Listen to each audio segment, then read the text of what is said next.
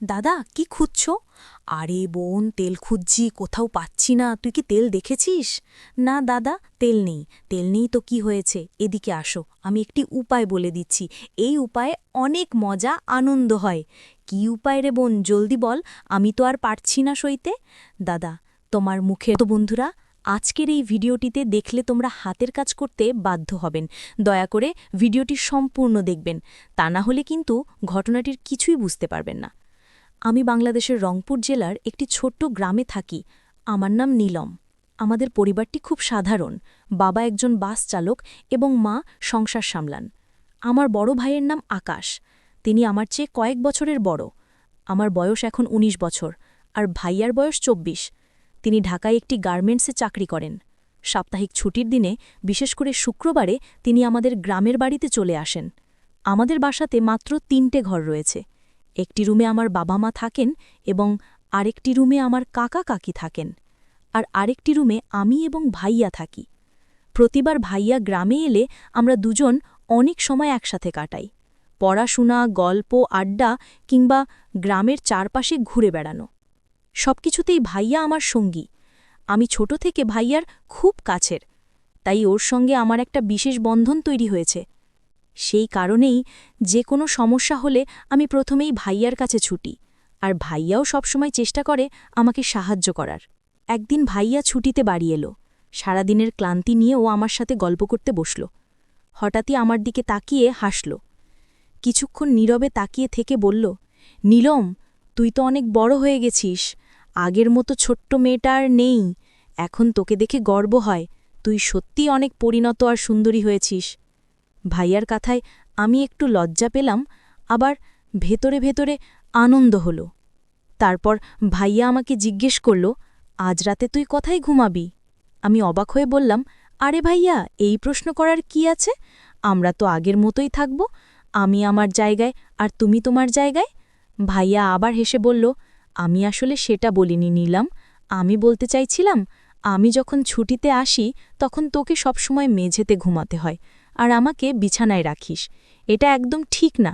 আমি চাই তুইও আমার মতো আরামে ঘুমাস। তারপর ভাইয়া হেসে বলল, আজ থেকে ছুটি আসলে আমরা রাতটা একসাথে কাটাবো, কিন্তু এবার নতুন নিয়ম।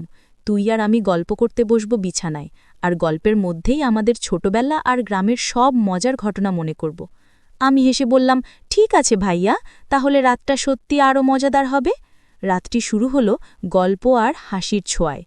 আমরা দুজন ছোটবেলার কৌতুক, স্কুলের দুষ্টুমি আর গ্রামের মজার স্মৃতি নিয়ে গল্প করতে করতে সময়টা অজান্তেই কেটে গেল।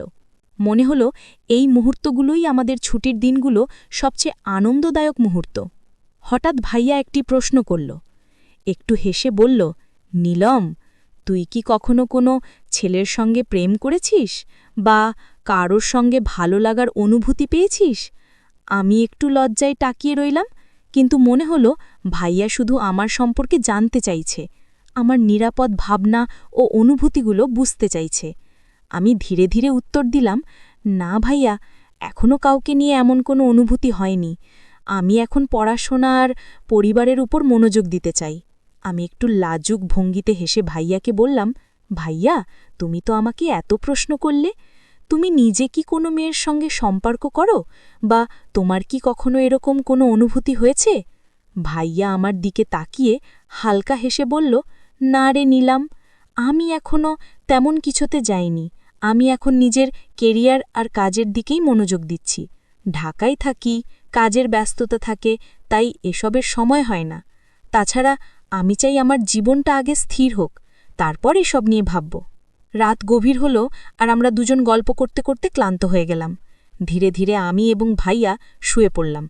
বিছানায় শুয়ে শুয়ে আমরা দিনের সব গল্প আর স্মৃতিগুলো মনে মনে ভাবছিলাম। নীরবতায় ঘরটা শান্ত, আর মনে হলো এই মুহূর্তগুলোই আমাদের পারিবারিক বন্ধনের সবচেয়ে মূল্যবান স্মৃতি। রাতের এই শান্তি যেন আমাদের হৃদয়কে আরও কাছে এনেছে এবং আমাদের সম্পর্ককে আরও মজবুত করেছে। পরের দিন সকালে সূর্যের আলো ঘরের ভেতরে ঢুকতে শুরু করল। আমরা দুজন ধীরে ধীরে উঠলাম। ভাইয়া কফির গ্লাস হাতে নিয়ে বলল, নীলম, কাল রাতে তোমার সাথে গল্প করতে করতে সময়টা একদম অজান্তেই চলে গেল। এই ছুটির দিনগুলো সত্যিই অন্যরকম আনন্দ দেয়। আমি হেসে উত্তর দিলাম, ভাইয়া, সত্যি গ্রামের এই শান্ত পরিবেশ আর আমাদের গল্পগুলো একদম বিশেষ মনে হলো। আমি চাই সব ছুটির দিনই এমন আনন্দময় হোক। ভাইয়া আমার কথায় মৃদু হেসে মাথা নেড়ে সম্মতি জানালো। মনে হলো আমাদের এই সম্পর্ক আর আমাদের গ্রামের ছোট্ট মুহূর্তগুলোই আমাদের জীবনের সবচেয়ে মধুর স্মৃতি হয়ে থাকবে। সকাল থেকে আমরা গ্রামের চারপাশে বের হয়ে ঘুরতে শুরু করলাম। পথের ধুলো, পুকুরের পানি, গাছের ছায়া সবকিছু যেন আমাদের ছোটবেলার স্মৃতিকে আবার জাগিয়ে তুলছে। ভাইয়া হাসতে হাসতে বলল, নীলম, দেখছুস না গ্রামের প্রতিটা কোণ আমাদের কত আনন্দ দেয়। এসব স্মৃতি মনে রাখলে বড় শহরের জীবনের ক্লান্তি একেবারেই ভুলে যাওয়া যায়। আমি হেসে বললাম, ঠিকই বলছো ভাইয়া, এই গ্রাম, এই পরিবেশ আর আমাদের গল্পগুলোই তো আমাদের সত্যিকারের ধন। হঠাৎ করে সেই দিনই ভাইয়া আমাকে কিছু বলতে চেয়েছিল, কিন্তু ঠিক সেই সময় তার অফিস থেকে একটি কল আসলো। কলটি পাওয়ার পর ভাইয়াকে দ্রুত যেতে হলো। আমি তাকিয়ে থাকলাম, মনে হলো ওর মুখে যা বলতে চেয়েছিল তা ছায়ার মতো অর্থেই রয়ে গেছে। তারপর বলল, নীলম, পরে সুযোগ পেলে আমি তোমাকে সবকিছু বলবো, এখন আমাকে অফিসে যেতে হবে। ভাইয়া অফিসের জন্য চলে যাওয়ার পর আমি একটু নীরব হয়ে রইলাম। ঘরটা হঠাৎ বেশ ফাঁকা মনে হলো, কিন্তু আমি জানতাম যে কিছু ভাইয়া বলতে চেয়েছিল সেটা অবশ্যই পরে বলবে। আমি জানলাম এমন ছোট ছোট মুহূর্তগুলোই আমাদের সম্পর্ককে আরও শক্ত করে, আমাদের পারিবারিক বন্ধনকে আরও গভীর করে। সেই সকাল থেকে শুরু হওয়া দিনের সব স্মৃতি, ঘর গল্প, হাসি আর ছুটির মুহূর্তগুলো সবই মনে করিয়ে দিচ্ছিল পরিবারের সঙ্গে কাটানোর সময়ই সবচেয়ে মূল্যবান। কয়েকদিনের জন্য আমি একরকম অস্থির মন নিয়ে থাকলাম। রাতের ঘুমও ঠিকভাবে আসছিল না। মনে হচ্ছিল ভাইয়া কি যেন কিছু বলতে চেয়েছিল, কিন্তু শেষ মুহূর্তে বলতে পারিনি। তার কথার ধরন, তার চোখের দিকে তাকানোর ভঙ্গি সবই আমাকে অদ্ভুতভাবে আকৃষ্ট করেছিল। মনে হচ্ছিল সেই কিছু যেন আমার সঙ্গে সম্পর্কিত একটি বিশেষ বিষয়, যা আমাকে জানতে হবে। কিন্তু কেন তিনি বলতে পারেননি সেটা এক রহস্য হয়ে রয়ে গেল। আমি ঠিক করলাম এখনই ভাইয়াকে কল করব না, কিছু জিজ্ঞেস করব না। তবে মনে মনে আমি বারবার সেই মুহূর্তের কথা ভাবছিলাম।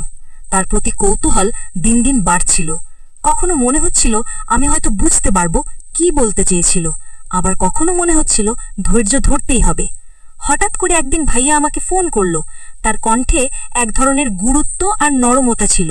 সে বলল, নীলম, আমি বাড়ি এসে তোমার সঙ্গে একটি গুরুত্বপূর্ণ বিষয় নিয়ে কথা বলবো। হয়তো তুই রেগে যাবি, কিন্তু আমি অনেক দিন ধরেই কথাটা বলতে চেয়েছি। এটা খুব গুরুত্বপূর্ণ, তুই শুনলেই বুঝবি। আমার মনে উত্তেজনার ঢেউ তোলে। মনে হলো অবশেষে সেই মুহূর্ত যা আমি কয়েকদিন ধরে অপেক্ষা করছিলাম তা আসছে।